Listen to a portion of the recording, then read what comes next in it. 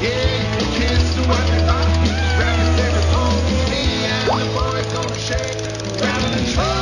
time for Shake, Rattle, and Troll, a show for the serious fisherman, as well as the novice looking for tips from the pros. Shake, Rattle, and Troll is brought to you by Bill Luke Dodge Chrysler Jeep. Now, here's your host, saltwater fisherman and tournament pro, Don McDowell. Yeah, man. Hey, I'm Don McDowell. Welcome to the Veterans Day edition of Shake, Rattle, and Troll. We've got a lot of stuff going on. We've got a couple of guys. Security is pretty lax here at the station, and I showed up this morning, and John Murray's here, Josh Bertram's here, Clifford Perch made it down from Payson, and I am just stunned to be in your presence, gentlemen. Good morning. Good morning. How's it going? I have to ask you, what is an herbal snuff? It's one of my sponsors I've got this year, and we're going again next year. It's just a product that you use to quit chewing tobacco. Real similar in taste and texture, but it is actually good for you. Really? Yeah, you bet. It's a great product to get off. Absolutely. Yeah, I'll be sure to try that at home and see how good it is for me. Not. Well, who wants to start first? You guys are the best of the best, and absolutely we're honored to have you guys here. We'll start over here on my right. John Murray, good to see you again. You're looking well. You're looking really well. Been a long year, but it's been a good year. So, yeah, when we're all here for this same reason, it's a great year. Well, this is kind of like opening up a can of snakes. One of you guys is going to bite the other two. Well, this one's going to be a little different. Bassmaster Classic's a little different. If we were fishing Roosevelt this weekend, yeah, it'd be a little, these are the two guys you got to beat to win Roosevelt. Absolutely. Bassmaster Classic, there's about 40 other guys you got to worry about. Yeah, it's going to be a good shootout. What's your overall thought, the location and facilities and all that stuff? It's sort of funny. I made 7 Bassmaster Classics. I think 5 of them been out of Birmingham. Most of them been out of Lay Lake. So I love the venue. You can walk from the hotel to the weigh-in to the show. All that's great. But we're fishing Guntersville Lake, which is an hour and 40 minutes away. So every day we're going to have to drive an hour 40 in the morning, an hour 40 at night just to get back. So it's going to add a lot of travel time. A lot of guys are having drivers because, that's a long drive every morning, every night. Yeah, that's like going to Roosevelt and back every day. Yeah. And it's going to be a lot more. It could be a lot more weather related too. And last time I was in Guntersville that time of year, or Birmingham, it snowed for 2 days, so it could be a lot of weather related. Yeah, that's the thing. If you don't like that weather pattern in that particular part of the country, wait about 4 hours. It's going to change. It does. That's some scary stuff. How about you? You got any particular plans? You going to camp out? Now, I know you've been camping and you got a trailer. Are you going to take your trailer and sit up there? Yeah, probably not this season. I didn't do that this year. I split some rooms with Josh, and we traveled a little bit together. Did he share the snuff? Yeah, I bummed a box of that from him because I got a bunch of buddies at Chew, and they wanted to try it out. So we're getting it out there for him. Josh, I have to ask. We're basically byproducts of England, and those guys had a snuff box, and they were always going. Is this one pinch between your cheek and gum, or up the nose? Oh, it's a pinch. It's very similar. Yeah, it's regular too. Yeah. Wow, that's cool.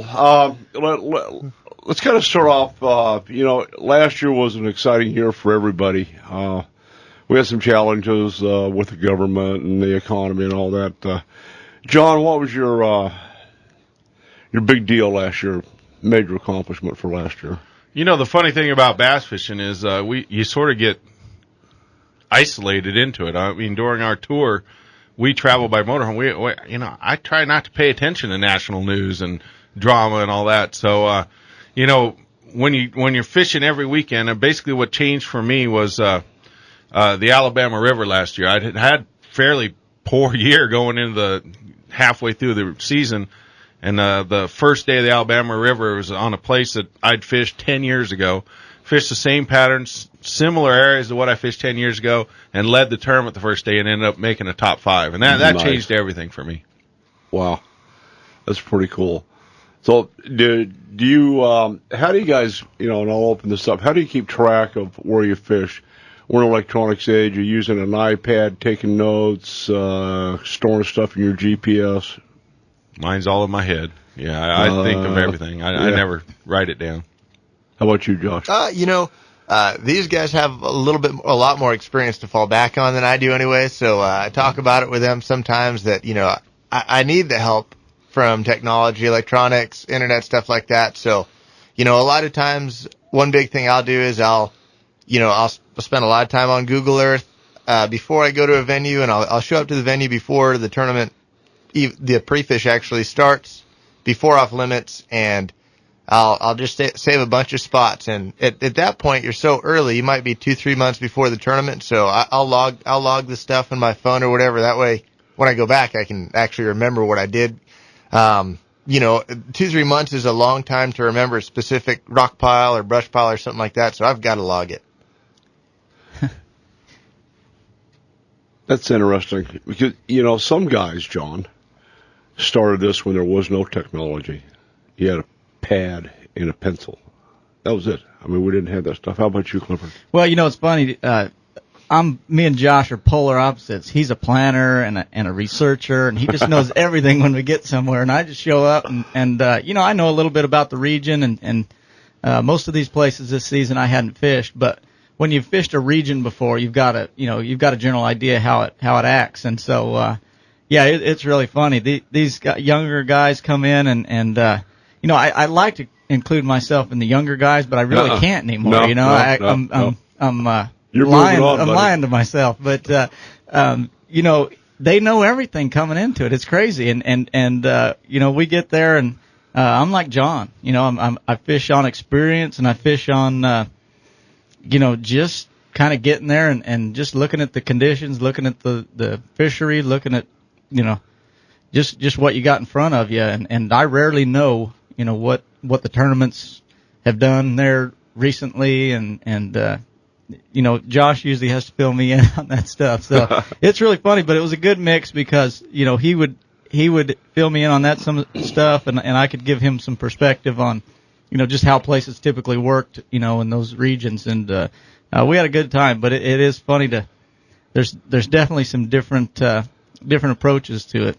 And I'm with John, when I started out, you couldn't just get on the internet and find out, what every tournament had happened, in the past. And, you read these magazines, you read Bassmaster Magazine and Bass West, and you might be looking at something that Jay Yellis wrote 5 years ago, sure. In one article, but other than that, you just kind of had to go and trial and error and learn things kind of the hard way.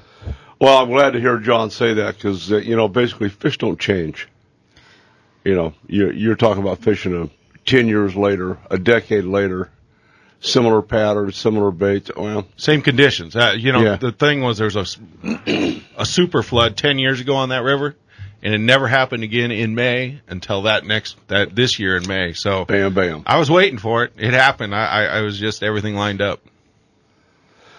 Josh, did you have any major episodes this year that have stuck in your mind? I had a lot of up and downs for sure. The season started off on a good note. I had a couple good tournaments early, and then I got into that funk that I had confidence going in, but I knew I was probably going to hit a funk at some point being a rookie. And I did. I had 3 real bad tournaments in a row. The second of those 3, I was in the 90s out of 100 guys. I was super bummed about it. And headed to the 6th term of the year. I knew I had to turn things around, but I'm driving across the country by myself. I had left a couple days before Cliff. Same reason I had to check some things out, and I have a breakdown just outside of Tucumcari, New Mexico. Oh. And I'm God trying to love get you. there. Oh yeah, I'm trying to get there as quick as I can, and now this happens, and I'm staying in a really bad hotel, and don't know if my truck and trailer are getting stolen that night. Oh no. No, we've been there. It's how it goes, and then the next day I finally get things going and go about 30 miles and get another flat tire. Ooh. And I'm like, oh, this is it, So something either really good or really bad is going to happen, and that's when things turned around. So I think I was lucky. I was lucky to have things turned around at that point because I was getting pretty low. Breaking down in New Mexico, man, I could do 2 weeks on breaking down in Las Cruces. They don't have a Dodge dealer except in El Paso. I've been to that one, actually. Yeah, absolutely. Trying to find never mind. Anyway, I think that, what did we pay, $750 to have the Ram towed back to Bill Luke? Yeah. That's pretty cheap. I paid more than that to get it towed, my boat towed in on Erie for 2 miles out in the lake. So, yeah. We hung out. We found a truck transport that happened to be coming here with perfect a car on it. He goes, yeah, hop in. Let's go. That's perfect. Yeah. Nothing like sleeping in the back of a Peterbilt. Oh, that's right. You did. Okay, nice. Yeah. Okay. How about yourself, Clifford? As far as good stuff from this season, you know, it could be an elk hunt or hearing a wolf howl. Yeah, we've had lots of stuff going on since I've been home, but you know, it was a good year for me. I'm not historically a super consistent fisherman. I typically, you know, hit some real good ones out, and I'm real capable of a couple of stinkers. You know, I'm Nice. you know, I'll throw a bomb in every so often, and that happened to me. But I did have some real good ones. So fortunately, that kept me up pretty high in the points, and I got a top 10 on the La Crosse River in Wisconsin, on the Mississippi River, and again at the St. Lawrence River the next event. So I had a couple of really good northern events. I love fishing up there, and you know, anytime you get some things that kind of fall into your game, where you're really exercising your strengths, you know, it's fun, and when it goes well, it's pretty neat. You know, I don't really support anything other than bass fishing, and I couldn't be more proud of you guys representing Arizona the way you do. I mean, you guys are just best of the best. We're going to stand down, take a break. Thank some of our sponsors. I am Don McDowell with John Murray and Josh Bertrand. And you are Clifford Perch. There you go. We'll be right back. Boys, ain't they something? Sure are some proud. Wow, I guess that's a sign we're just going to get mellow here and do some snub. Wow, good stuff. All right, let's talk a little bit about, you know, doing what you guys do is arduous task. And, John, you kind of hit it. You guys are pretty much isolated for the better part of the year. And bass fishing, it's hours of boredom of driving and practice. And then there's a couple of 2 or 3 minutes of mass chaos. How do you find family support? How does that fall into the equation doing what you do? Well, it's been easy for me. We take a motorhome. My wife and son and I travel. This will be our last year. He's going to turn 5. So next year he's going into kindergarten. So we'll probably settle back down somewhere, Phoenix, or maybe we might get a place in Tennessee. I'm not sure which, but actually traveling with the motorhome with them has been great. So when I come home from the tournament, they're there. It's perfect. How long do you spend on the road physically? We left last year in February, came back in September. Wow. We basically headquarter out of Illinois in the summer because all our tournaments were up north, and my wife's family has a farm up there, so we could take the motorhome up there. So, you know, we missed the Phoenix summer. We stayed up there, and man, it's just been a really enjoyable last couple years. This year was obviously the best. So, yeah, I'm looking forward to one more strong year doing that. Clifford, how about yourself? You know, my family traveled, you know, for the last 10 years, but this year they didn't. They went to 1 or 2 events, and like I said, I split a room a lot of times with Josh and travel with him. I think we're going to do that next season, and you know, it's just my kids are getting older. My wife homeschooled them for a long time, and they did great. You know, they had some real neat experiences, and I would much rather have them with me, but you know, things change, and they're growing, and they're plugged into more things at home, and you know, it's also hard on your wife just to be gone that long, and you know, kind of living life on the road. And so you know, our whole deal has changed off and on, you know, it kind of morphs throughout your whole career, and you know, right now they're not able to travel, and you know, maybe they'll go to a few, but in general, I'm just traveling with the truck. Josh, how do you find traveling with Brother Perch? Oh, it's been great. I'm real lucky to have a guy like Cliff to be able to hang out with and talk with. You're lucky to even know these guys. Be real honest with you. Hey, I'll tell you what. Well, when I started fishing tournaments out here, you were sitting in Grayson, right here. Yeah, I started fishing tournaments out here when I was 12, 13, and these guys were the guys. They were the guys that you looked up to, and they were your heroes. And it still feels like it. I'm real lucky to be friends with them now, and be able to kind of learn from some of their experiences they've had. John's always been. It's interesting. You go to a local event here, and you go, "Damn, Murray's here." but the cool part about it is talking to John, and John's always been like this. I've watched him a number of times on the water, and you always have a couple of boats trying to figure out what John's doing. I got a flash for you. Whatever John's doing, you can't catch John's fish. You can't catch Cliff's. You got to go catch your own fish. But at the end of the day, all of these guys, John especially, will share what he was doing with what he was doing it with, and make a suggestion to you so you can go catch fish. And a lot of you're like that. There's a lot of guys that the dock talk and the head games, and it's just like out the window. But these guys share their knowledge. It's pretty cool. We see too many guys, young guys coming up that talk to Clifford or John or some of the other guys, and I got this tip. That's going to stay with him the rest of his life. Whether it works or not. And, as opposed to, I used to do it, and I'm sure you guys did, you didn't want to share your secret. Well, unfortunately, it seems like that's a big deal now. You go to a tournament now, and most of these guys, hey, what'd you catch them? I caught them on worms. Worms, yeah. In the water. In the mouth. I mean, that's their and it drives me crazy. If I spend $500 or $300 fish a tournament, guy goes out and whoops me. My point was, he gets up there and gets that money, he's telling what he did. And you don't have to, to the final detail, but give a pretty good idea, I caught him 25 feet deep, slow reel and a spinnerbait, stuff like that.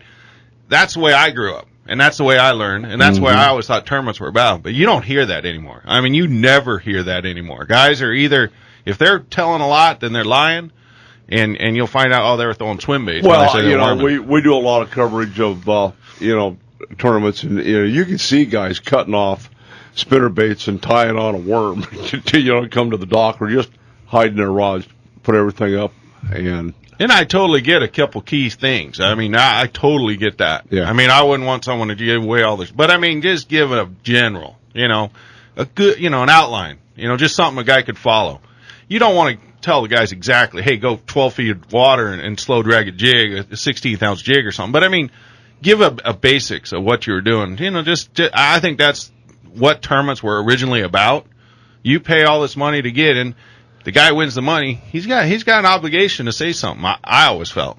We tried that in the past with nitro and javelins before they took a bath, and the Cobra guys, put together a team. You're supposed to share information, and the team basically after about the fourth event, it turned into a wrestling match out in the parking lot because it's liar pants. They just like, look it's not about you. It's about selling product, and you can't get across to these guys. Look, as long as you clean up well, present yourself well, do your marketing job, you're going to have a sponsor next year. You think they care if you catch fish? No. Don't lie to me, Andrew. I know you weren't using a chartreuse spinnerbait because you don't throw spinnerbait. It was crazy. Oh, yeah. It all went south. Yeah, it just did. How about sponsorship? And I have to ask about this herbal snuff. I'm just fascinated. Sorry. I'm easily entertained. Please ask about it. Heck yeah. How did I get involved with these guys? Yeah. Yeah, it's interesting how you get together with a lot of your different partners. It always seems like it's a different way, This was one case where last year after I qualified for the elites, I was just hitting the phone lines really hard, and I was searching online looking for companies that might be a good fit for the fishing industry, and these guys were it. The percentage of fishermen that chew tobacco, Huge. outdoorsmen that chew tobacco is out of this world, so it's like, this is a perfect company. I just picked up the phone and called them, talked to them a little bit. They were interested. I bugged them with several emails until they finally cracked, and Nice. now we're happy. I mean, we're going into our second year, and they're becoming more and more involved. So, I mean, a lot of times that doesn't work. To all the young guys out there that are looking for their first sponsors and stuff like that. I mean, It's tough. It's very tough. I mean, you might make 100 of those calls before you get one that actually clicks. But you just got to stick at it. And that was one of those deals where, I picked up Smoky Mountain right before the season started. I'd almost given up on the year. I was fixing to get my truck wrapped and my boat wrapped and my jerseys made. And literally 2 or 3 days before I had committed with my final proofs, we agreed on this deal. So, just got to keep at it. That's the first time I've seen your truck, and I'm expecting Ava Garcia and this hook and that hook and herbal snuff. Nice. Okay, what do they make it out of? It's a blend of just herbal products. When you've got it in your mouth, it actually feels and burns and tastes a lot like an actual tobacco product. There's pouches and there's the actual texturized stuff that's just like I chewed tobacco. a long time ago, and I didn't like the burn. I didn't like the aftertaste. So no. Wow. Sure. Well, hey, I'm just saying. that's cool. They could have toned it down just a touch. Can leave out the Tabasco sauce or whatever it is. Some people like it. I'm telling you. Hey, we'll be back with these guys. Coming to me.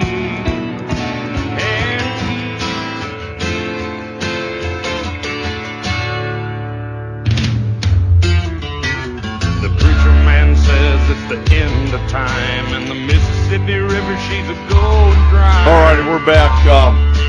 Josh, the other guys are talking about family. Do you have any family you take along with you, or you're running as a bachelor? I've got a girlfriend of about 3 years now, and similar to Cliff, she comes to a couple tournaments when she can, but she works, and we're not to where she can quit her full-time job yet to come along. You need to catch more fish then. You know what? That's the bottom line. If you catch them, then everything else comes along with it. But yeah, just hoping that we can get to that point at some point. But right now, spending a lot of time away and just trying to find the groove. A lot of these guys have it dialed in where they'll leave their rigs at somewhere and fly home and back and forth. And I'll tell you, I did a lot of driving this year, back and forth. I put about 50,000 miles on my Tundra, and wow. There's a lot of driving, but that's part of it. You just learn as you go. I think this year I'll be able to do things a little bit more smoothly, and hopefully things come a little bit easier.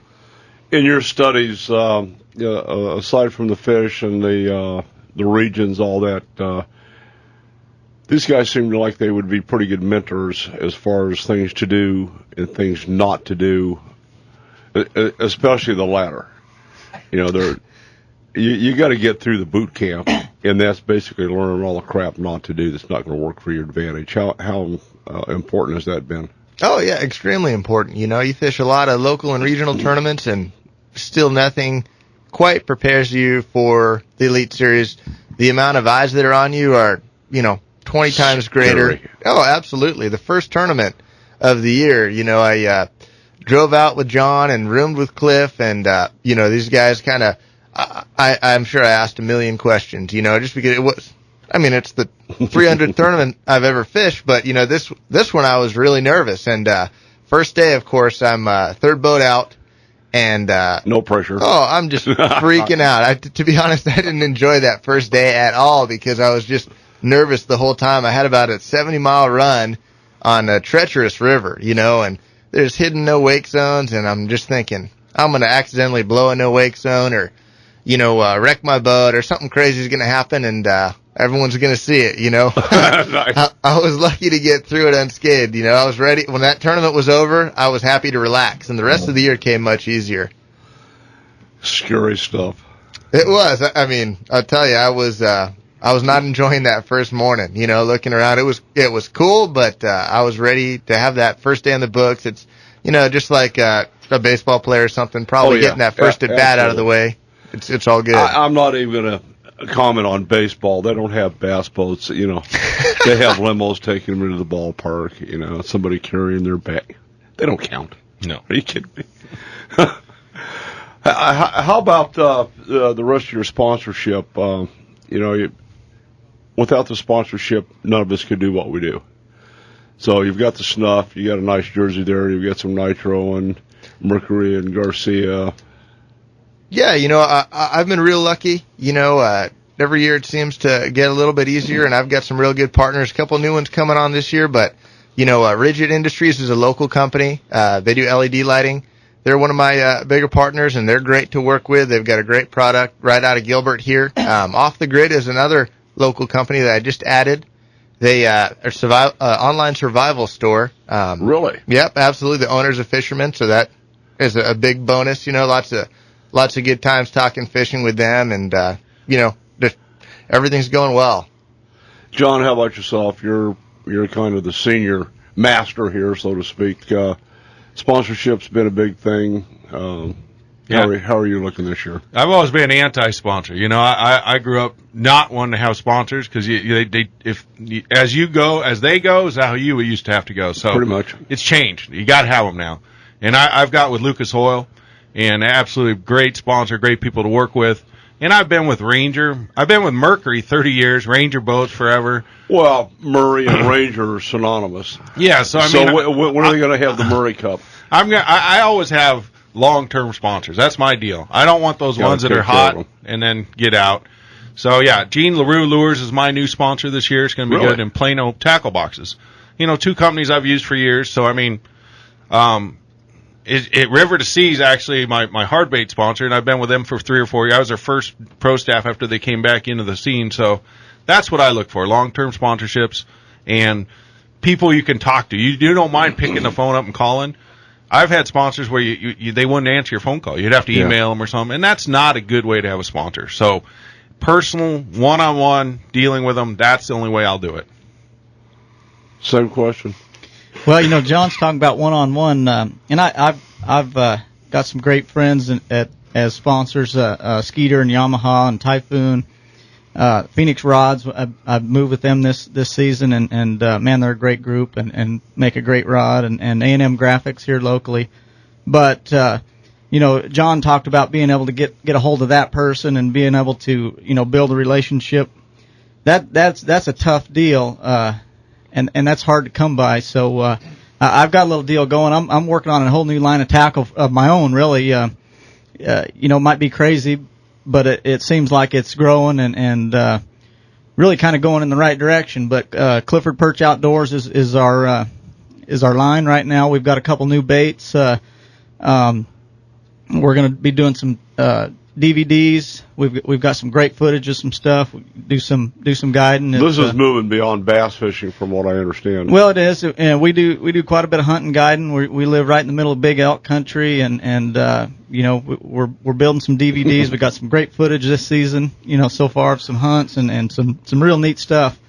So I'm just trying to build a whole package here of something that like I said, we offer some neat new baits. We call that the plethora. There we go. Stuff. Yeah, I've got a great platform for publicity for something like this, and Gary Yamamoto started Up in Page, and he's one of the biggest plastic companies in the world, and you got to start somewhere. So you do, yeah, absolutely. So.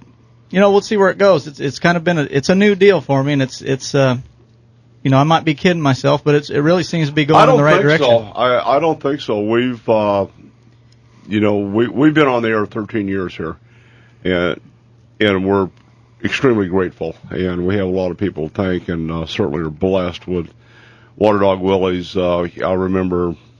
I was pretty excited, to be on the air, and we figured, okay, maybe a year. He got in my face, poked me in the chest. He goes, I don't need to advertise, and you won't be on the air in 6 months. Well, he lost his stores and he died. I'm just saying. And we've evolved, and we deliberately didn't go into hunting for a number of different reasons. There were some other guys. Bob Hirsch was doing that, and some other people. So, we really focused on just the fishing aspect. But you look at our group of anglers. So many of them, statistically, 76% of a bass angler has a hunting license. And it's either archery or rifle or, whatever it is. So we've moved in, and because my life has changed, I spend an awful lot of time, more than I want to admit to, working on conservation issues and hunting.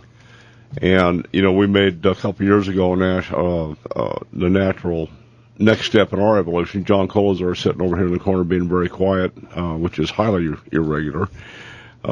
President of the ADA, we sit on the Arizona Sportsman for Wildlife Conservation Board, the WCC, and a number of other groups out there fighting the fight for the constituency.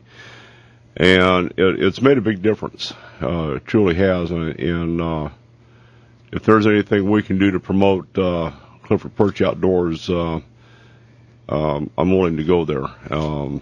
James Guggenhauer is one of your biggest media advisors up there, and we see Clifford on the water, and then next week we'll see Clifford sneaking around in the woods. Well, fishermen are outdoorsmen, and it's a good it's a good marriage. A lot of people hunt, like you said, and you can follow us on Clifford Perch Outdoors. We've got some great elk videos. We show little clips and stuff, and you'll be able to follow what kind of products we've got coming out. I brought you down one of our signature bait. It's called the spider bait. Right. And it's a fish catching dude. It catches big ones, and around here, when you've spent so much time fishing Nice. some of these Thank places, you. I've caught 7-pounders where I didn't think 7-pounders lived, and it's kind of fun. I've never been really in the bait development and product design and stuff like that, but when you spend 20 years doing something and it's basically your life, your life work. You gain some expertise. You gain some knowledge that you got to pour into something. And I know what I like in a bait. I know what I need, what's not out there. There's always little twists on things that are there and little innovative things you can do to make things better. So I'm just trying to take advantage of that and see where it goes. Very cool. I know, John, you've been involved with Labina Lures, and that goes back how many years? Oh man, way too long. 25 years almost, 20 some years, but yeah. I'm the opposite. I was probably one of the first ones in the bait business, and I hated every minute of it. You come out with a good bait, 10 companies will copy it. Oh yeah. Good friends will copy your bait. It's America. Monkey horrible, see, monkey do.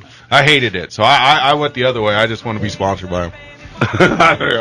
We're going to get back to Labina Lures with John and Josh and Cliff. Hey, I'm Don McDowell. We're going to have a very, very short roll call this week. Praise the Lord for that. We only have a soldier to talk about that was killed in theater. Monday's coming up, Veterans Day. Take a look. Phoenix Veteran Day Parade kicking off over at North Phoenix Baptist Church. And anyway, we'll be back. He never did do a lot of harm in the world, but he never did do no good. People didn't think too much. All righty, we're back here. Got some big news. Before break, Clifford was sharing his new venture, Clifford Perch Outdoors, in that new bait. But John, during the break, a lot of information gets shared. Some of it needs to stay in the break. But going back to Labina Lures, was that 25 years ago?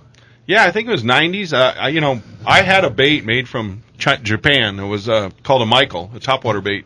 There was a copy of a Pop-R, but a perfected Pop-R. And I won 3 tournaments in a row in New Mexico on them, and I asked for more. I go, can we sell them over? Because I had 10, and I could sell any one I had for $100. All the guys would buy them. Yeah. But I wouldn't sell them. So I said, hey, can we get some? They go, no, they'd cost like $25 to sell. I'm like, I don't care. I can sell them for $100. I don't care. Just get me them. So we were actually the first company to have a $25 retail lure, which was unheard of back then. No, everyone said you couldn't do it, and we sold every one we had for the first, 3 to 5 years. And it was a custom handmade lure from Japan, $25, and people bought them all day long. And now Lucky Craft and all these companies have evolved off that. So when I see all these special colors and all that, and prices. I'm like, man, I did that 20 years ago. Plus, the sexy shad color.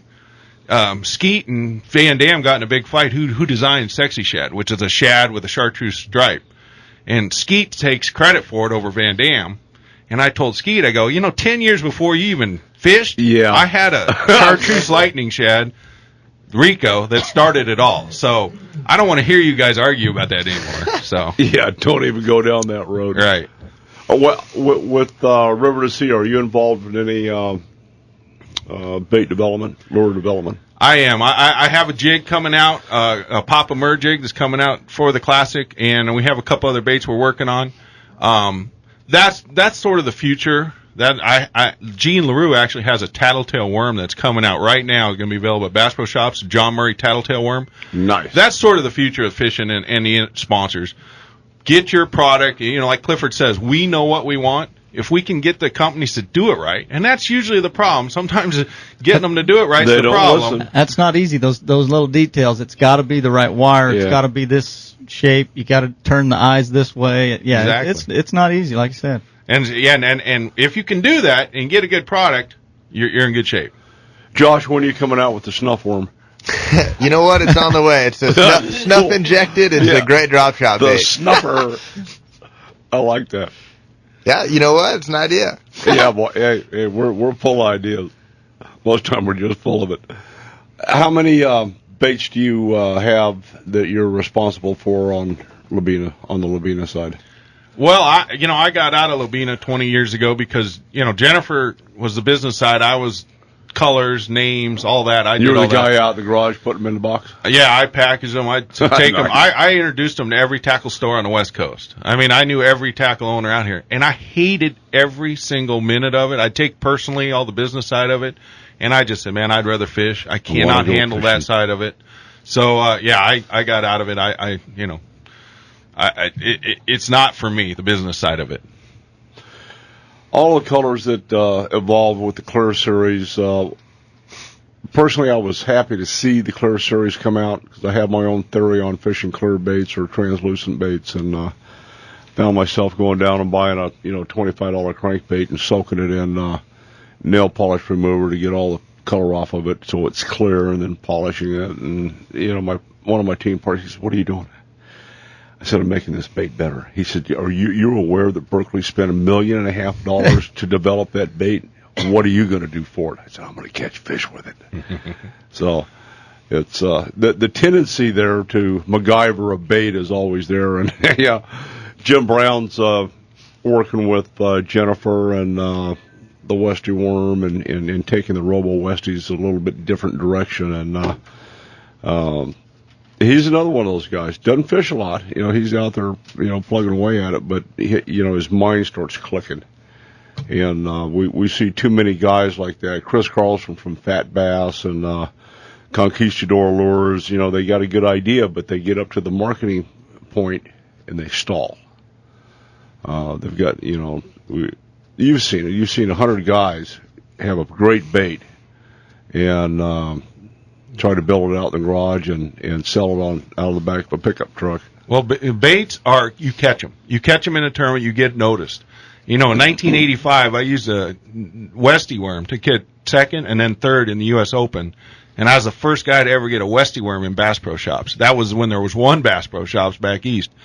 So I had Roland Martin. I had all those guys fishing Westie worms because of winning tournaments on them. So many of these baits, and this is where Clifford's baits are going to get good, he'll be able to take his baits and win a tournament on them. Like his spider rig that he gave you, I wanted some because he almost won leg meat on thought. I'm gonna let something out of the bag about Clifford. Clifford, thank you for sharing that with me.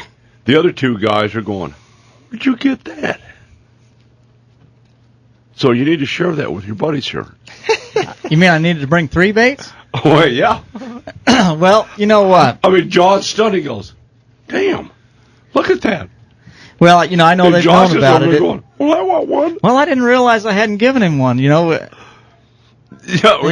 I mean, well, next time I'll bring a whole case of them. But yeah, it's a new thing. We're still working on a lot of stuff, and I thought I'd gotten Josh one, and But you can get them online, Josh. Clifford. No,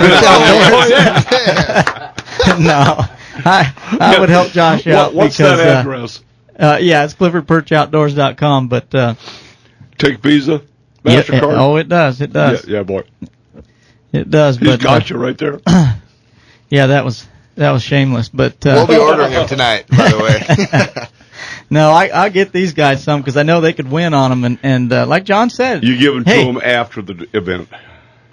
Well, if there's an event, I'm catching them in maybe, but other than that, I know these guys can win. So you know that's how a lot of these things, like John was talking about, the Rico and when I started here, Yamamoto had a deal down in Tempe, and the good guys around here threw that stuff, and everybody else did because of it. And that's how things work. And guys develop something really good, and if it works, people want it. That's right. John, back to the question. What are your thoughts on the Clear Series? That was in certain applications. That was the first thing I wanted back when I was involved with them, but they couldn't make the plastic clear. It was always that bone color plastic.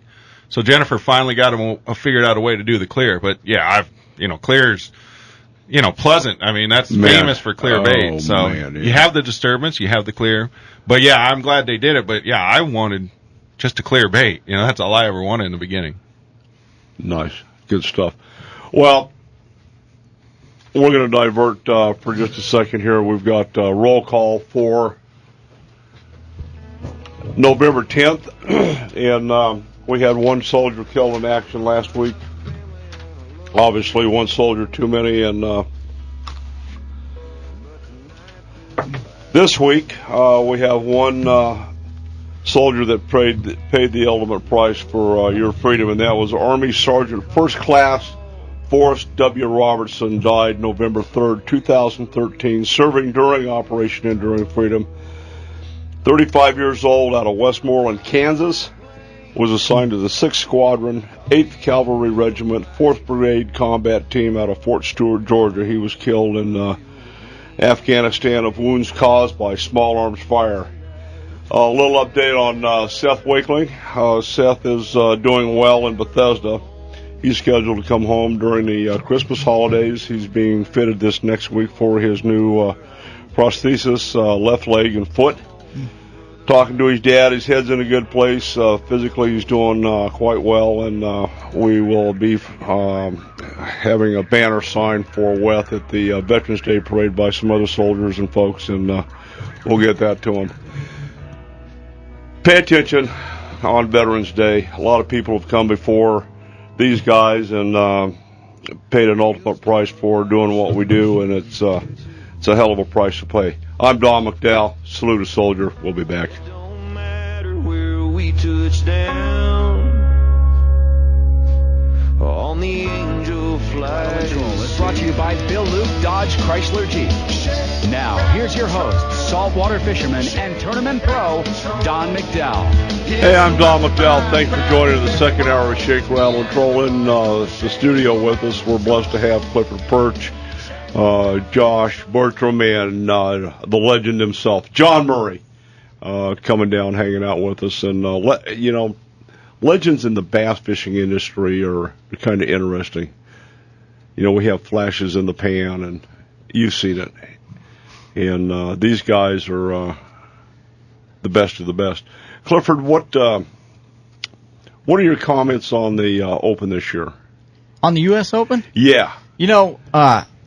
That was a unique tournament for me. I love fishing that tournament every year, and it's been a great one for me. It's been a great one for John. Yeah, you guys are dominators on that, definitely. I love fishing there, but this year was something real unique. Usually I go for something real solid and safe, and by the end of the marathon, you're there. You know what I mean? But I found a school of fish that was such a gamble that I was like, golly. I really didn't want to gamble on them, but I just felt like, when these fish are out there, somebody is going to gamble and kill me on them. They're going to beat me on them. And because I heard a little bit about guys catching some giant bags and anyhow, this school of fish was really big. And I went for it, and it bombed me the first day. I weighed 5 little ones, caught 30 fish, never got into the right fish. The second day, caught a little better bag where it would have been a decent normal Lake Mead bag, but I was so far back. Now, did you stay on that first pot of fish? Yes, I looked for them, but I mean, I was looking for them in a 5-10 mile stretch, Wow. And I never located them the first day, never located them the second day. I ended up with a decent bag, but no nice ones. And day 3, up to about 12:30, 1 o'clock in the day, I had nothing, and basically I was going to go home with nothing. I started out 91st the first day and 41st the second day, and I was done. And I just felt like there was a decision point, 12:30, 1 o'clock. I had to decide, you know what? This ain't working. And I've put everything into it. I can't find these fish. I either need to give up and head back towards the ramp and just find a new pattern and see if I can't grab a couple decent ones and squeeze a check, or do I just put all in and like I have been and just hope that maybe in these last hour and a half, 2 hours, I find them. And in fishing, a lot of people come from different places, but my faith plays a big role. And I stopped. I prayed for guidance at 12:30. I mean, I really didn't have anything but a prayer, and I just felt like, you know what? Go left and go back one more time. Try it one more time. I had fished an area 7 times and not caught one.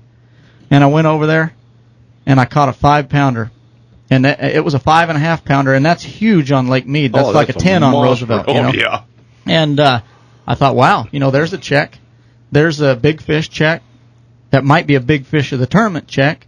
All of a sudden, I got a little something going, and I went a little further, and I caught another nice one. And basically, I got into a wolf pack of crazy fishing for the last hour, where I caught another 40, 50 fish, and it was the right ones. And I was throwing my jig. I make a clear water casting jig, and I caught them real good on that. Have you shared that jig with Josh and John? Probably not yet, but yeah. Probably not. No. It accounted for a lot of the first half of that bag, and I ran out of trailers, and I had kind of exhausted the school. They were getting smaller and smaller and smaller, and I had that spider bait tied on. And I'd caught a couple nice ones in practice, and I was running out of time. I mean, I'm down to the last 10 minutes, 5 minutes, and I really didn't even know if I could make it back in time. It was that dangerous. It was a long ways, a long ways. Yeah. And I felt like, I could be really pushing it. I could be doing this all for naught because there were some thunderstorms, and it's possible that I couldn't make it back, but I needed a little more. And I picked up that spider bait, and I cast in where I had just caught 30 fish, and they were down to, 12 inches. At that point, there just didn't seem like any more big ones. And I threw in there, and I hooked a tree, and a fish bit it on the tree. And I thought, golly, they're still there. And so I broke the tree off and reeled it in. The fish didn't get it because it was hooked into the tree. And I threw back in there and caught a big one. And I was like, golly, they're still here. And I threw back in there with a spider bait, and I caught another big one. And pretty soon I culled another 3 of the fish. I already had a good bag, and I culled 3 more fish, and I'd torn my swim baits off of it. And I'm looking at my clock, and I was pushing my co-angler. It's a shared weight, and I'm like, Merle, dude, imagine that you're not going to get another paycheck for the next 2 months. That's how serious this is. I had Earl culling and trying to fish as fast as he could, and he wanted to tell me stories. But it was an intense situation. But the back of my shirt. That's why it says "shut up and fish." Shut up and fish. I don't want to hear about it. I didn't want to hear about what crankbait works on the Delta at that time. But I didn't know how many minutes I had, and after I caught the third one, he tore my swim baits off. I was going to have to dive in and grab re-rig. I just said, you know what? We got to quit. I don't know at what point we got to quit, but we got to quit. Let's just go. I just felt like it was just too much danger, and I wish I had made one more cast because I needed one more spot. I finished second, and I had a huge bag of fish. I felt like it was bizarre to be throwing back the one that I was going to throw back, but I left them biting on every cast, and there was just you know what? You're going to get sucked into this, and you're going to burn the whole day. And I had to make a decision to leave, and like I said, the last 3 casts I caught big ones on that spider bait, and I had a great bag, a jig fish before that, and I had to just call it at some point. It was a real unusual situation for tournament fishing, but I had to give it up, and we drove in and made it back, and I felt like, hey, I did all I could. It was a total blessing to end up in that position because really I had no chance of being in that position at the end of the day. I really was out of the competition as far as everyone else was concerned. Yeah, definitely. And man, it was one of those great tournament stories, a great day. I mean, I'm slapping Earl on the back going down the lake, and I said, Earl, you're going to win. You're going to win. And he just, he didn't really realize just how serious and how big a deal that was, and he ended up winning. But I fell a little short, but came from a long ways. When you climb a mountain like that, you feel like, hey, I left it all out there. I did everything I could. I was blessed to end up second. I would have liked to have won, but it turned a terrible tournament into a great tournament. Absolutely did a fine job. Good stuff. How long was your run? Final run? 50 miles or something. How bad was the water? You go from one basin to the next, and you don't know what the weather's doing in each basin. And I'm looking at a thundercloud over here and a thundercloud over here, and all you got to do is turn one corner and have 5 footers, and you're done. Yeah, you know what I mean? It's like, well, I went from 72 to 17 miles an hour. And you can do that on that place. John, how did you find the event? I was the opposite. I fished real local, tried to be real consistent. I was 8th going the last day, and I went to my best area the last day. There's 20 boats that hadn't been there. And end up freaking me out and ran out in deep water. Had some fishing 70 feet to catch a limit. Good grief. Crazy. And caught 15 and 15 casts, and one of them was a keeper. So I ended up with 4 fish. Just a bad last day. I was the opposite of Cliff. Went from top 10 to just 20-something. So fun event. Like Clifford says, it's a fun event. But, man, you got to think 3 days. And usually I'm pretty good at that. I misjudged this one. That's hard to manage fish for 2 days, much less 3 days, especially on that particular body of water. Josh, were you up there fishing? I had another tournament going on at the same time, so wish I could have mixed it up with these guys this time, but I ended up watching that one on the internet while I was in Oklahoma at another tournament, Central Open. Yeah, nice. Yeah, but it was great to watch. I mean, it was exciting when Cliff came in with that bag on the last day. I was jumping up and down. It was insane. I was stunned. We were kind of glued to it because we had so many Arizona guys there, and it was amazing. And JK was watching the internet. It was cool. I mean, actually watching fishing this time. Yep. Nice. What was your big tournament this past season? I probably Lake Falcon to start the season. It was the second event of the year. I had just come off that tournament at Sabine River where, like I said, I was super nervous and my nerves settled down a little bit. It took a while to find them in practice, but the last day of practice, found one little spot. And I threw up there once with a big Senko. I had been fishing the breaks all through practice, and there was one super long point that came out, and it was an overcast day. So I'm thinking maybe they're further up on the point. So I went 100 yards up onto the point where there was hardly any drop off at all, but a couple scattered trees, and caught an 8-pounder on my first cast. Reel this thing in, and Kevin Van Dam comes idling by, and I make another cast, not really thinking about it. Did you wave? He's watching me as he side scans on the way by, and I'm fishing, and I'm dragging this big bait, and I'm just not thinking. I probably shouldn't have thrown right back on the school while he was watching, but he's sitting right there, and I hook another one. I'm trying to shake it off, and it comes shooting out of the water, and it's about 6 pounds. I'm like, nice. Oh, great to find the spot, but we might be sharing it, But it ended up working out great. I finished 4th, and it's got the whole season started. It's always good to keep a coffee can filled full of concrete when Kevin pulls up and throw your anchor out. Just in case. Or throw it at him. Yeah, man. All righty, more tournament strategy when we come back.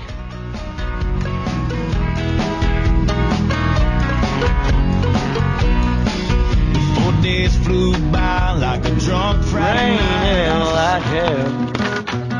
Great song. Hey, that's what we do. A bad day. I'll tell you what, security is not working today. James Brown is in the house from Fish Clipper. You going to share that, Mike? Good morning, Don. Good morning, everybody. How come you're not doing yard work today? That was yesterday. Actually, I put in winter grass 3 weeks ago. And Why? And half of it came in. Why? Because my wife wanted it. Yeah, it doesn't matter. Look, we're fishermen. We live in the desert. We have gravel. I have gravel. Desert landscape. Yes. Sell the lawnmower. Ditch the weed eater. Just go fish. I know. I tried first 2 years of buying the house. My wife, I said no to the winter grass, and then now I have to do it every year. So I'll bet you none of these three guys even own a weed eater. no, I bet John does. There's nothing in my house that can't live on its own. Nice. I need that to my house. I need that theory. Yeah, that's a good one. What are you doing today? You got a little goodie bag for Well, these guys? I came down today because these guys, some of the guys I look forward to, I look up to them all the time. I watch them on TV. Being a tackle manufacturer and a local guy, sitting down with some local heroes, I guess I guess in my mind they're heroes, to do things that I could never do, dream about. This is a one-in-a-lifetime opportunity for me to come down here and actually get product to these guys. Being a manufacturer, it's hard to send product to people because it never gets to them. It gets to the secretary or the sales guy that think, hey, this is pretty cool. I'll take it to my buddy. And that's a problem I've had for years. So you're gracious enough to have me down here. And I was able to make little goodie bags, expose the Robo Westie to these guys, try it out because I know everybody throws a Robo.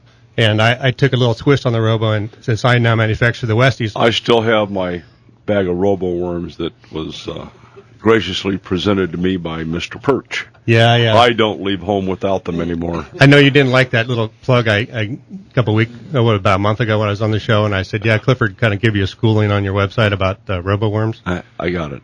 You love that. I pay attention. And he was right. Yeah. So anyways, but long story short, I just I'm trying something different with the Robo worm since it is a very popular worm. And I thought, why not? I sat down with Jennifer and her and I talked. The Westie line's a great product. It's been around forever, but it needs a new twist. And the super float worms are getting hard to find. They're being you have the master right over here on the Westie. Yeah, I understand that. That's why I'm here. But it's kind of interesting because I had to try to find.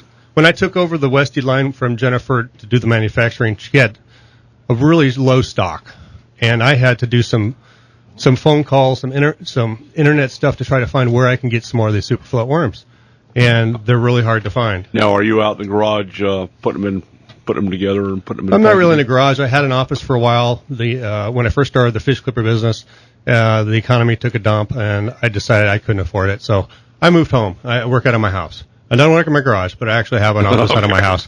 But when the time comes, the living room table, John. Been there. Yeah, how many Westie worms I've packed in my life? Yeah. Yes, I totally get that. That's a tough job, right? It is. And everybody thinks being a worm manufacturer, any kind of tackle manufacturer is really easy, and it's not. Starting somewhere, you have to start somewhere. And for me, it's I got an extra room in my house, and that's how it started. Start with the hook. All right, Clifford's over there eyeballing that. Let's get a critique on the new Robo Westie. Cliff, what are you thinking? Well, it looks weedless. I was looking at it. Looks like you could maybe skip it under some docks, and that's unusual, to be able to maybe get through some brush piles and stuff around there. But now I'm looking at it. It's a pretty neat looking setup. It's different. Yeah, it's the old Westie obviously had the open hook system. I'm a big Robo worm guy.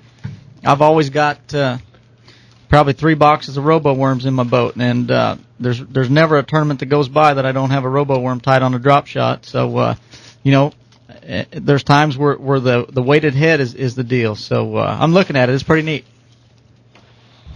Yeah, I'm kind of keying in on the gummy worm. Nice. Well, what I'm using is I'm utilizing the Lucky Strike Super Finesse worm rig head. That's what Jennifer and I sat down. We talked about some different things. We used that on we made a few weedless Westies, and that's where that came from. And she liked that. I tried a few different things, the Joby hooks, a couple different Gamakatsu stuff, but right now that's what we're going with, and we're going with the Select, the 6-inch fats right now. What are you thinking, John? That's a great worm to go with, that Robo worm. That 6-inch fat's my favorite. Yeah. One thing you find about Westie worms is it makes fishing easier for guys. So you really need to look at people starting out. Mm-hmm. It's a little more expensive worm, but with the weedless, you're not going to lose as many. Right. But it sure makes fishing easier. I have personally caught every mesquite tree. Well, in the weedless ones, you shouldn't do that. Flats. Oh, yeah. The old ones, you just throw buckets of them out. But this one with the weedless ought to be perfect. and you tell people with a Westie worm, throw it out there, get it on the bottom, don't do anything, just drag Leave it. it. Yeah, and that's the thing. You don't. If you can get people to start with that, and they're going to catch some fish. That's the key. Nobody has patience. That's the way you just keyed on. Everyone's like, I want to crank it out there. That's why we have medication. Yeah. To each his own. What a shot. I'm a raging type A personality. Finesse, not my vocabulary, man. Mm-mm. Okay, Josh, what's your critique here? I don't know if I've got a critique for it. I do a lot of guiding when I'm not at a tournament, and I can see that being a great bait for clients, just like these guys said. Super easy to fish. With it being weedless, it's just much more forgiving. It might work really well on the grass at Saguaro, and that's where I do a big chunk of my guiding. And I like the different colors too. It's not so much. Try that at the grass on Gunnersville. You know what? Hey, that might work too. That's a pretty well-known grass lake. I hear you. Oh, I'll have them in the boat for sure. Heck yeah. Yeah, I like it. Looks good. Yeah, I don't know if you were checking it out before you came down, but we're hacking on Josh about coming out with the snuff worm. I heard that. Yeah. It's good. That's a great idea. maybe just a scent. We can try like a wintergreen scent. Start there and absolutely peach maybe down the road. Just don't put them in between your cheek and gum. Nice. Well, I appreciate you coming down. Moving into the classic. How much preparation, John, head-wise and otherwise, are you going to put into this event? In a perfect world, I'd get down there the end of December and run around a couple days just to reacquaint. I fished tournaments there. I fished my first term on Gunnersville in 1991, a megabucks tournament. How many times have you been on Gunnersville? Can you remember? I think sometimes I feel like I know that lake better than Havasu, but we haven't fished it the last 3 years. But the last couple tournaments I've done, I've been like 15th. Know the lake, know what it takes. Fish tournaments in February. Don't really like fishing tournaments there in February, but that's where it's going to be. There can be some giant fish. Just some beautiful fish. That's Alabama's big fish lake. That is. And the difference is, in February, you don't expect a lot of boats. There's going to be 1,000 boats out on that lake while you're out fishing. Yeah. They'll be out there. Just watching. And you catch a fish, they don't mind in Gunnersville come up and help you catch them. They're not They're not necessarily all spectators. So, yeah, it's a different world. You got to adapt with it. You better we're not going to have it bad. Guys like Kevin Van Dam will be surrounded the whole term. It's crazy to see what he'll have to deal with. You do not want to be in the same creek where he is. So you really have to have some different things going, I think, than I like to fish there. So I'm looking forward to it because I haven't been in the Classic for 3 years, but it's going to be a challenge. Yeah, man. Anymore, how much are the psychological head games? Not necessarily, we know there is at the Classic, but these other games. Are you buying into it being the, freshman, so to speak? Head games from other anglers, maybe. Yeah. I've got a quick story. We talk about this one. I had a couple earlier this year, and the one guy that comes to mind that just seems to have a step ahead of a lot of the guys in that department is Kevin Van Dam. Just like Tiger Woods in golf. Kevin Van Dam's leading the tournament after day one. I think a lot of guys take themselves out of it automatically.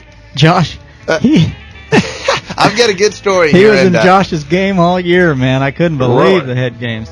Oh, yeah. All right, well, hang on to that. We've got to thank some of our sponsors. And when we come back, we'll get in KBD's head. We'll be back. All righty, we're back. Moving along, I'm going to hold a couple of thoughts here with Josh and KVD.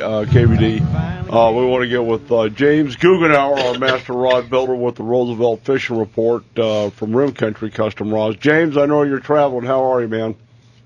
Oh, we're doing well, Don. How are you today? Well, we're surrounded by greatness. And then JK's here, sitting in the corner. Absolutely. Nice.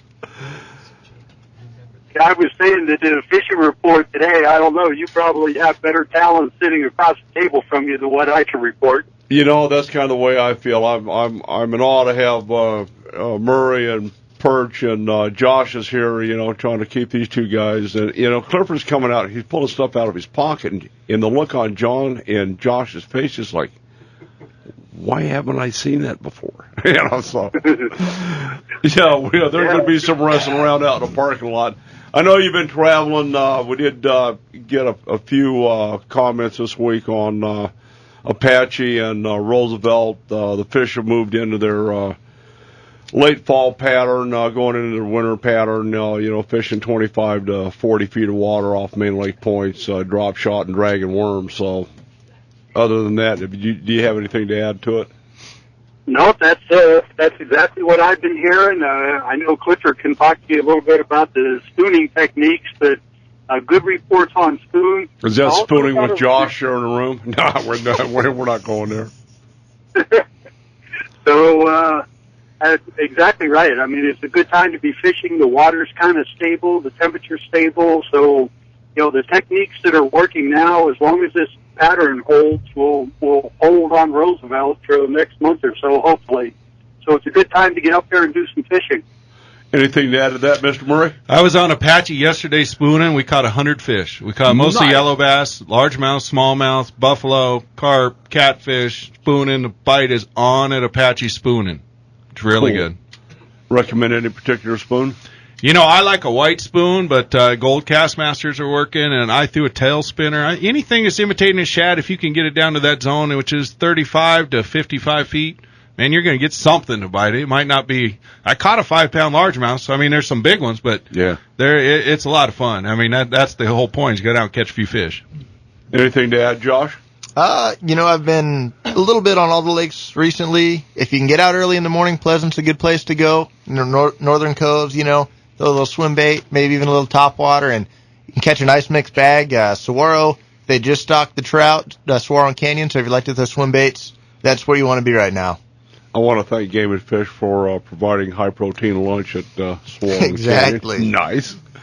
And Mr. Clifford, anything to add to that report? No, we've been in the middle of elk stuff quite a bit this last couple of weeks, but in the fall, this time of year, like John was talking, when you find them, you might spend all day looking for them, but when you find them, there's probably 1,000 there in that type of school, and you can just catch them until your arm doesn't work anymore. Cool. Yeah, it's fun stuff. All right, back to you, James. Hey, just good stuff. The trout stocking and saguaro, a big blip on guys buying the swim baits now, because they're going to replicate the trout that are in there. So, that's always a fun day to try. Crappie fishing is exactly what we've been saying the last couple of weeks. Guys are still fishing in the brush, 25 to 30 feet of water. And the trout stockings continue at all the urban lakes. So we tell everyone to get up there. But before I run, I want to thank your 3 anglers there, and along with Dean Rojo. For 4 Arizona anglers to make Bassmaster Classic is monumental, and you guys are a tribute to bass fishing, and you represent Arizona and professional bass fishermen. You guys are truly the elites of the elite, and we appreciate you. Well said. Okay, one final thing. Any news on attendance for the December 3rd Wolf meeting in Pine Top? Yes, Cameron, I got an email from Cameron. He is pushing to get an article in the Patient Roundup to inform everybody of the meeting over in Pine Top. So we invite all the listeners to Shake, Rattle, and Troll to check out that meeting and get up there. We need a huge turnout to demonstrate to the U.S. Fish and Wildlife what our position is on these wolves. Well, I'd like to see 200, 250 people up there, locals, everybody wearing camouflage.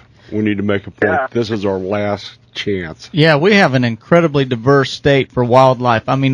We are blessed to live here where world-class mule deer exist, world-class elk hunting, every big game species. We have it all right here, and that will be a major change in the quality of what Arizona has to offer, and that's a big deal for people to check into. Well, I think the more people we get up there, and the comments need to be made on logic and science and the emotional. Smoke them if you got them. I get that. I totally get that, but sometimes you can't, you really can't fight stupid logic, and I think that's what we're fighting with the coming out of the Wildlife Service and Lobos of the Southwest, Center for Biological Diversity, and Defenders of Wildlife. We have conservation because we recreate. They don't. We're the ones paying the bill. Well, it means more to us as outdoorsmen, and we're more in tune with what's there, what's going on, and with what happens. And a lot of times things sound real good when you're sitting in, when you're sitting in an office somewhere, and hey, wouldn't it be cool to have 100 more wolves released on the Tonto? But it's not a good idea. I've got a friend, Bassmaster rider Steve Price from Yellowstone, says that he has guests come up all the time to visit him there. He lives right there on the edge of Yellowstone, and he says there's a real good chance that most of his guests don't even get to see a big game animal other than a wolf these days. He said the elk population has gone from 21,000 to 4,000 since they've reintroduced them there, and basically they don't get to see wildlife. The elk rut, he said, they don't even come out of the trees. They bugle occasionally at night, and he said it's non-existent. And things like the mule deer, we've come out of a drought here in Arizona. The mule deer have suffered, and we have heavy duty predators as it is, and you'll watch basically the extinction of the mule deer and world-class coos deer, elk. It doesn't get any better than what comes out of the San Carlos, the White Mountain Apache, the units that surround that. 23, 27, 3A and C, 22.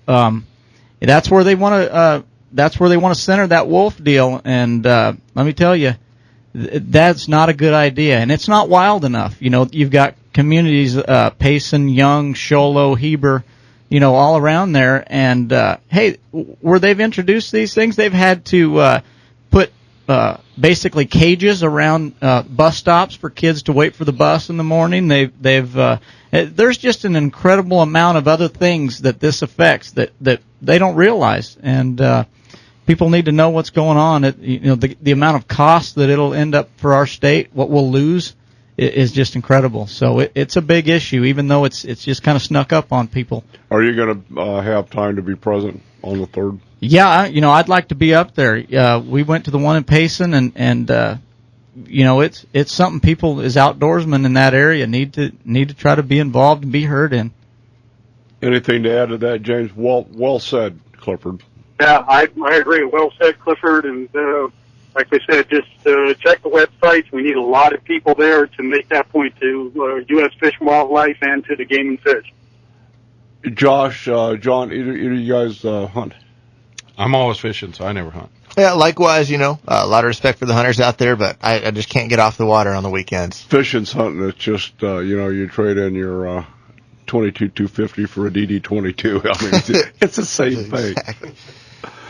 All right. Hey, are you dragging a trailer behind you? We are. All right. We're making our way back down to, hope to make a page later on today and then into Payson tomorrow. All right. Well, you have a safe trip home, and thanks for playing along, James. God bless you, man. You're doing a great job for Payson and the anglers. Yep. Thank you, and thank your guests. All righty. That's it from Rim Country Custom Rods. This wolf thing is just totally out of hand, and I don't think the outcome's going to be solidified in my lifetime. I don't. It's somebody's going to file a suit. It's going to be tied up in 3 years. And, it's been going on since 95. And we're no closer to a solution now than we were then. We're still asking the same questions. How many wolves? What constitutes recovery? Why are you putting 100% of recovery in Arizona when 90% of their historic range is in Mexico? Well, we've got fishermen here today, and I don't think there's anybody that's a bass fisherman that would think it'd be a great idea to add stripers to Canyon and Saguaro and Roosevelt. Let's put snakeheads in the water. Yeah, let's just say you just don't take a top end predator and dump it in heavy numbers and have a result that really is a good one. I'm not quite tracking on the whole deal. You know, you start looking at the amount of money that's been spent on that. They'll admit to $30 million. And, you know, we're thinking it's more like in the $50 million range. Well, when we're in the position we're in the government, it doesn't make sense. But it didn't make sense then. It doesn't make sense. But, you know, hopefully we don't.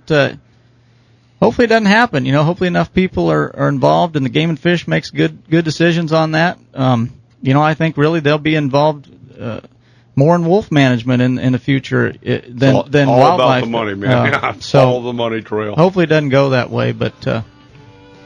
Well, I'm seeing you know, I'm really happy with the community up there from Springerville to Payson. These guys are turning out, and they need to one more time. And with regards to the cages around the bus stop, they need to add a swivel chair and a box of shells and a 30-30 on top of the cage. I'm just saying. Having said that, hey, I'm Don McDowell with John Murray and Josh Bertrand, Clifford Perch, our wharf expert, and James Brown. Come on, man. Jim Brown. There you go. All right.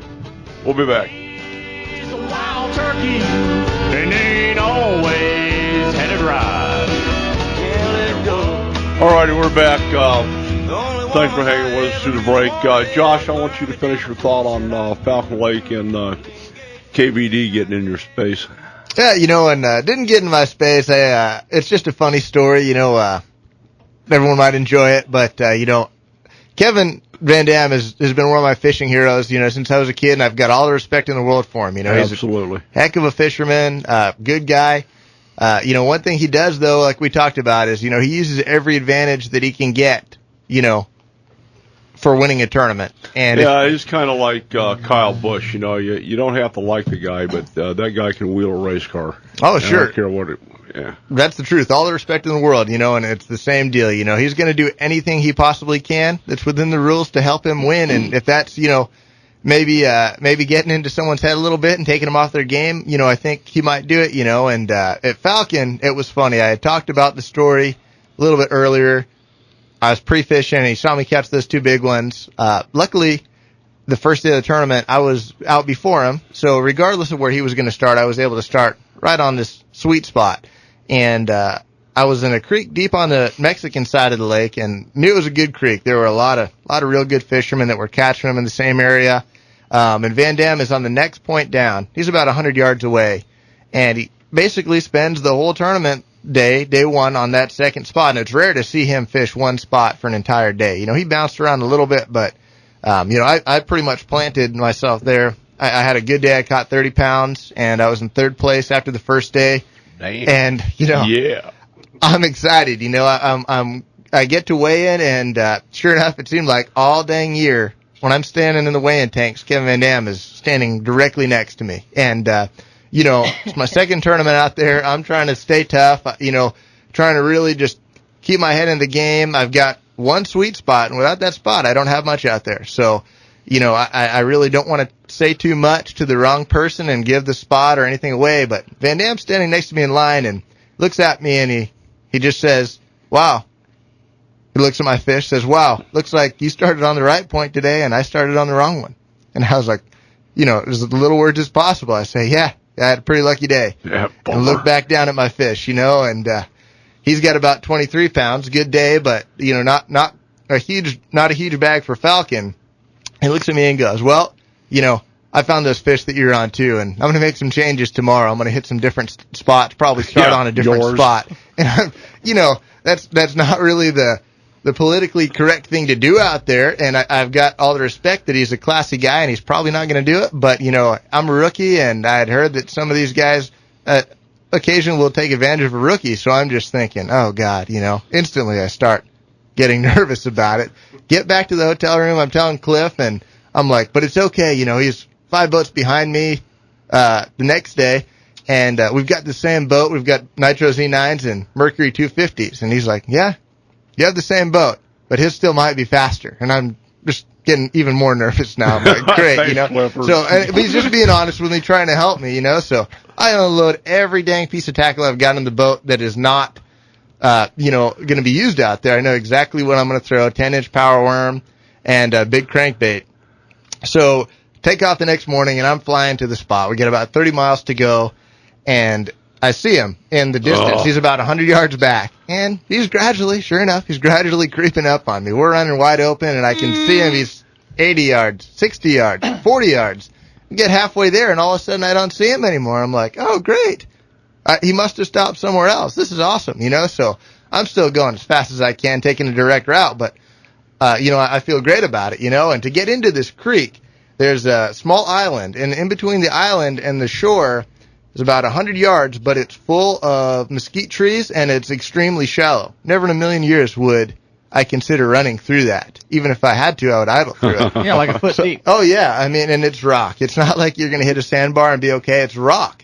Well, so I'm flying around the point into the creek, and out of the rooster tail comes Kevin Van Dam. He emerges from behind me and shoots through the gap, and I'm just shaking my head. My mind is blown. I'm like, no way is he doing this. I come around the point, and he had just cut me off just enough to where now he's directly in front of me, 20 yards. And I'm punching my steering wheel, saying a few, select words, and my marshal's just in disbelief. I'm in disbelief. And he's heading right to the spot, right at the point. And we're getting closer. I'm like, oh, I'm done. I'm fried. He's going to get there. And he goes right over my spot and goes back to the same point he started on the day before. Wow. And all just to say, if I wanted to, I could have, but I'm not going to, There is such a thing as swapping paint on the lake. Oh, man, it was good. And, I'm telling ask Tom McKilduff about that one day. That's funny. Wow. And then I remember there was another comment after that was in the weigh-in line, and like Josh said, he always seemed to be standing next to Van Dam, and I was always just nice. 5 or 6 guys ahead or behind of him, and I could see the whole deal.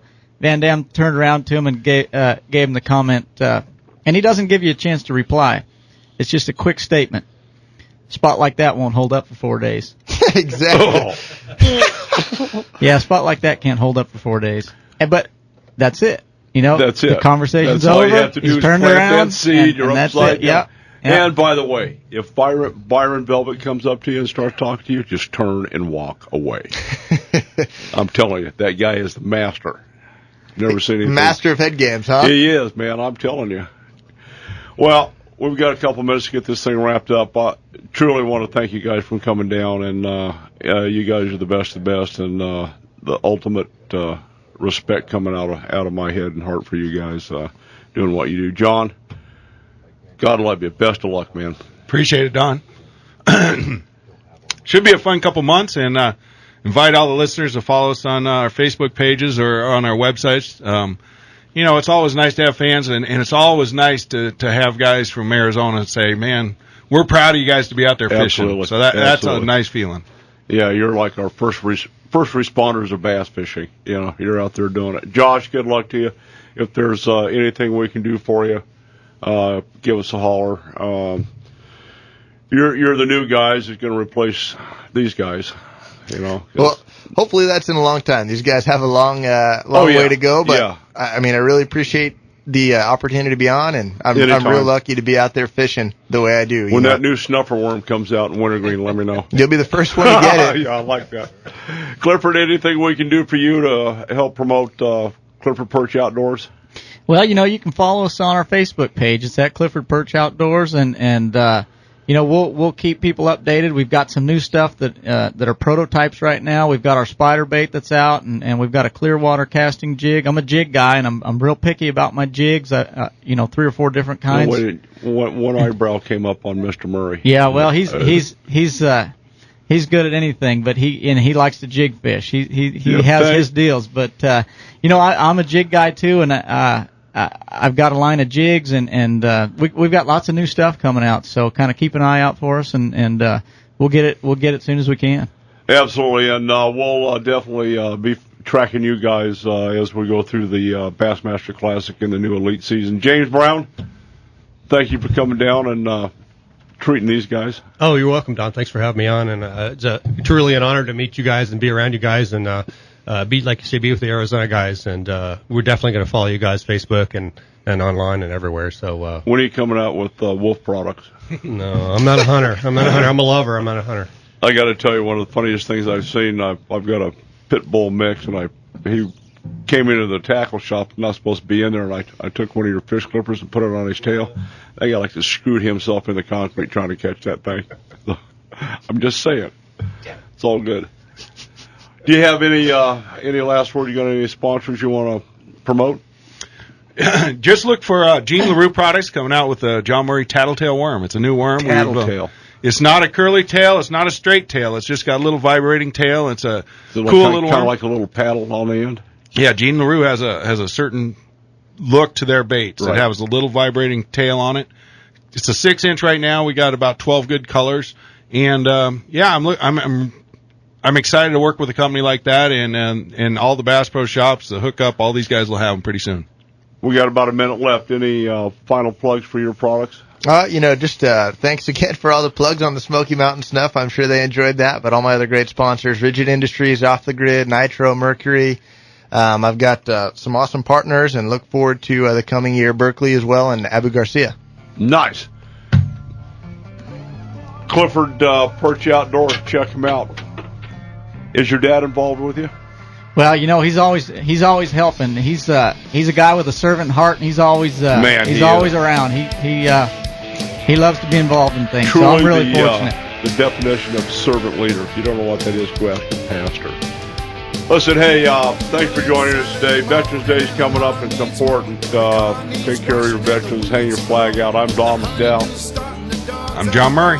Josh Bertrand. Clifford Perch. And Jim Brown. Jim Brown. Take your kids fishing. Hug your bass boat. Salute a soldier. Be safe. See you next week.